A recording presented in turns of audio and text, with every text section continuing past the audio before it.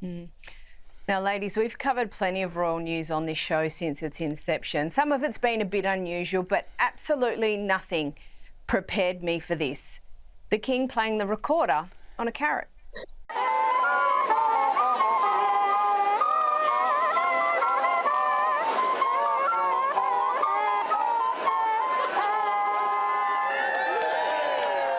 Louise, I love this. This is almost as good as his porcelain goat, but the King looks like he's having great fun.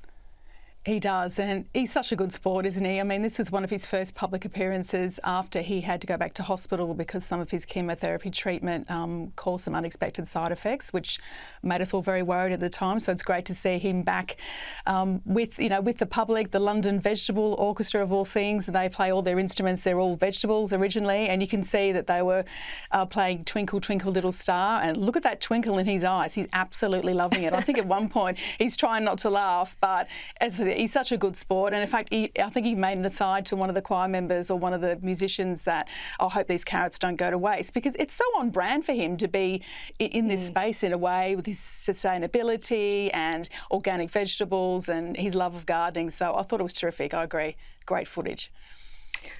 Oh, great footage, and anything goes with the royals. I really, really enjoyed that today. Meanwhile, Prince William, we have the latest on the Earthshot Prize. Pandora, where's it being held this year? What can we expect? Yeah, it's being held in Brazil, Rio. What a fantastic place. I'm a bit jealous. I would love to go there. And lots of people are very excited. Various patrons have come forward. And in this very snazzy video, they've got such a brilliant video and PR team now. So anything that they do, which is over Zoom, forget the lockdown days. I mean, it all just looks so snazzy and well cut. I mean, they've got a brilliant team behind them who've really been able to help with this.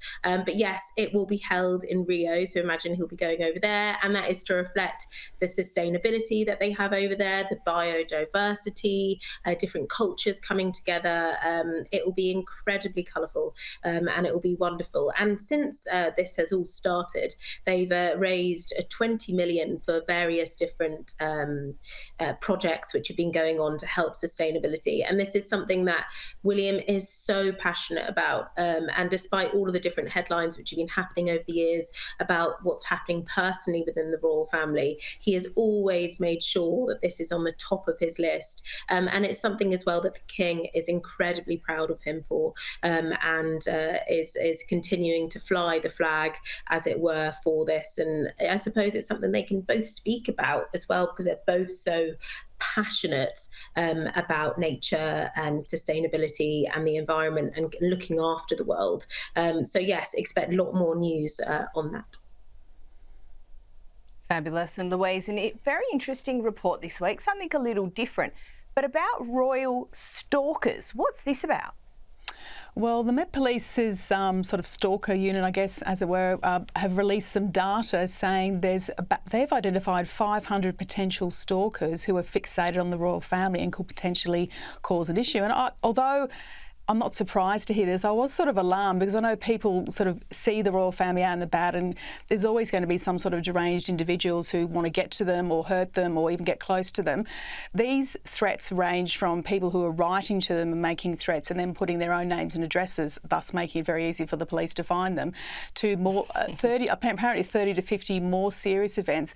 But alarmingly, there were 35 high-risk security events that the police had actually identified. There's no detail on what they are, whether they're break-ins or potential break-ins, but I think we have to be assured that anything really serious or like an sort of instant life or death situation, the individuals would be arrested and be dealt with by the police. But I thought, we've got a history of people wanting to get to the royal family, the Queen famously, of course, when Michael Fagan sat on her bed and wanted to have a chat. 1974, Princess Anne survived a kidnapper threat, but more recently there's been stalkers near the Sussexes' Montecito home, and there was also some car break-ins at Windsor Castle about 2 years ago, not far from where Kate, William and the children were living at the time. So it's an ongoing concern for the police, but I think they're pretty effective in stopping a lot of incidences which we never hear about, to be honest. No, and it's the other side of the coin that we often don't hear about, but is obviously a threat of some sorts. Now, Pandora, lastly, and I've only got about 30 seconds for you. It's almost Easter. It's fast approaching. Quite the egg hunt at Buckingham Palace this week. Yes, this is very sweet. Expect more pictures from Easter for the royals and everything that they get up to. But Queen Camilla thought she would kick off with something which is very close to her heart, the elephant family. That is all about love of nature and conservation. It's something that her and the king, her husband, have been very well versed in. So there'll be 100 of these eggs spread around London from different donors, and they'll all have messages to do with nature. So see those pop up if you're lucky enough to be in London over the Easter period. Gorgeous. And if you do, please tag us on Twitter or something like that. We'd love to see them. Louise Roberts and Pandora Forsyth, thank you so much for joining us.